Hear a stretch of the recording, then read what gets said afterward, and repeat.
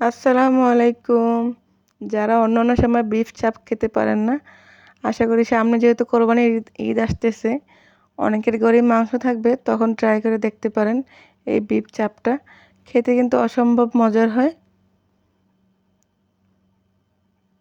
আর অবশ্যই ট্রাই করে দেখবেন, তাহলে ভালো লাগবে। তো এখানে আমি নিলাম 500 গ্রামের মতো গরুর মাংস। এটা চর্বি-টর্বি সব বাদ দিয়ে একদম সলিড মাংসটাই নেওয়া হয়েছে। পাতলা করে কেটে নেওয়া হয়েছে। আমার কাছে যেহেতু হ্যামার ছিল না, আমি ছুরির ব্যাক সাইড দিয়ে এটাকে আমি মানে থেতলে নিয়েছি আর কি।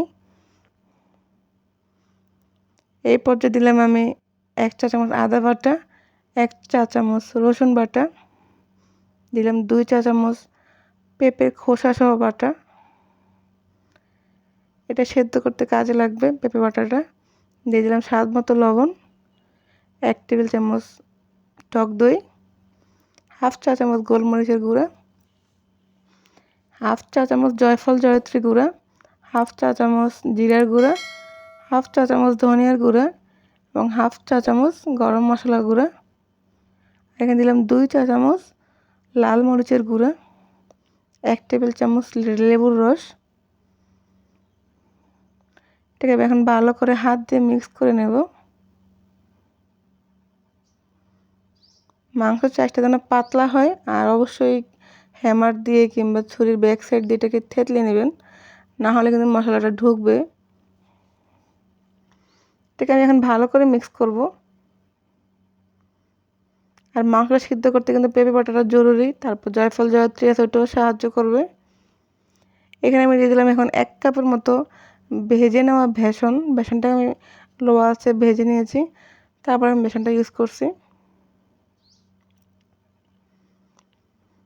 এটা এখন মিক্স করা হয়ে গেছে। এটাকে চাইলে ওভারনাইটও রেখে দেওয়া যেতে পারে, ম্যারিনেট করে মশলাটা ভালো করে ঢুকবে।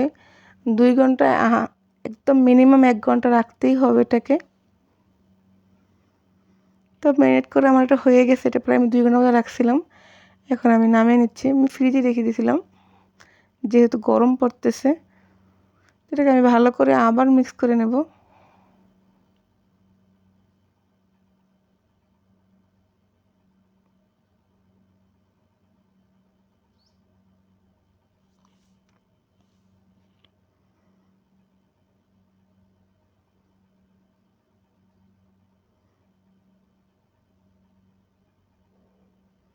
একদম ভালো করে মিক্স করে নিয়েছি। আবার চুলাটা প্যান বসিয়ে দিলাম, দিয়ে দিলাম 1 কাপের মতো সয়াবিন তেল। তেলটা গরম হয়ে গেলে এটাকে ফ্রাই করে নেব। একদম লো আঁচে করা যাবে না, তাহলে চিউই টাইপের হয়ে যাবে। মিডিয়াম আঁচে এটাকে ভাজবো আমি।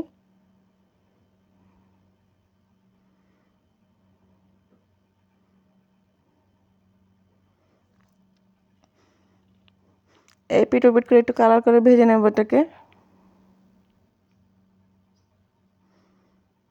এই যেটা ট্রাই করতে পারেন, আশা করি ভালো লাগবে।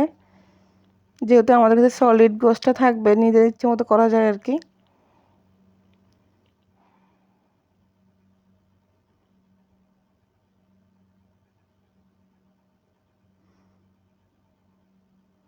একদম লো করা যাবে না, আবার মিডিয়ামও করা যাবে না, না হলে পুড়ে যাবে কিন্তু মাংসটা সেদ্ধ হবে না।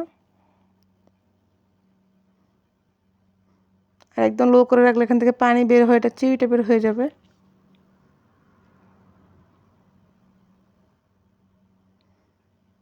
তো আমার কিন্তু ভাজা হয়ে গেছে, এগুলো আমি নামিয়ে নিচ্ছি এখন।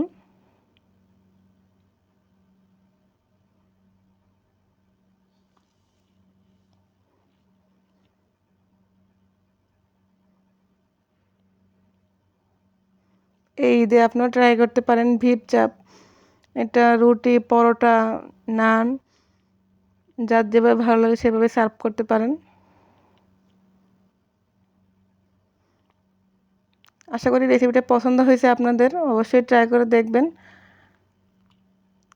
আমি একটু পেঁয়াজ রিং দিয়ে সাজিয়ে দিলাম এটাকে, দেখতে ভালো লাগে। তো আজকের মতো এই পর্যন্তই। আসসালামু আলাইকুম।